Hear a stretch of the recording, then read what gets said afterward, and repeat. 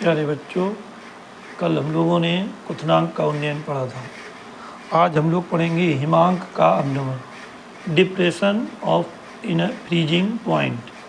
किसी द्रव का हिमांक वह ताप है जिस पर द्रव का वाष्प दाब उसकी ठोस अवस्था के वाष्प दाब के बराबर होता है। यानी कि किसी द्रव का हिमांक वह ताप है, वह टेम्परेचर है जिस पर उसका वाष्प दाब उसकी ठोस अवस्था के वाष्प दाब के बराबर होता है। किसी विलायक में कोई अवाष्पशील पदार्थ घुलने पर उसका वाष्प दाब कम हो जाता है, फलस्वरूप हिमांक भी कम हो जाता है। अर्थात वाष्प दाब अवनमन के कारण ही विलयन का हिमांक शुद्ध विलायक के हिमांक से कम होता है। इस विलायक एवं विलयन के हिमांक के अंतर को हिमांक का अवनमन कहते हैं। इसको समझ लीजिएगा थोड़ा सा कि हिमांक का अवनमन डेल्टा TF से प्रकट करते हैं। मान लीजिएगा ये कोई सॉल्वेंट है विलायक, इसमें अभी कोई भी चीज़ घुली हुई नहीं है।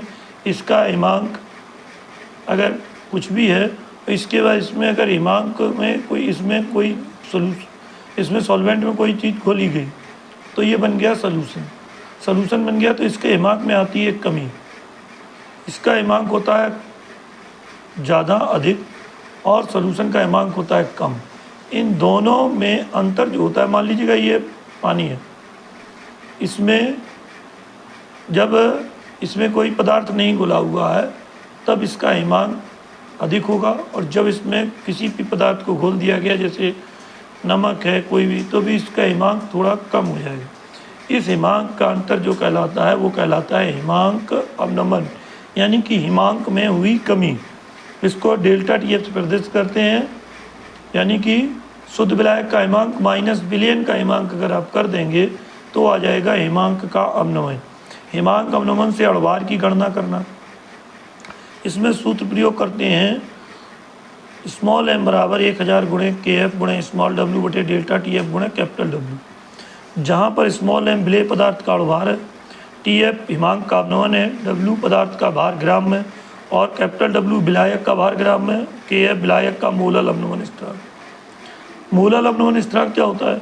मान लीजिएगा ये कोई विलयन है,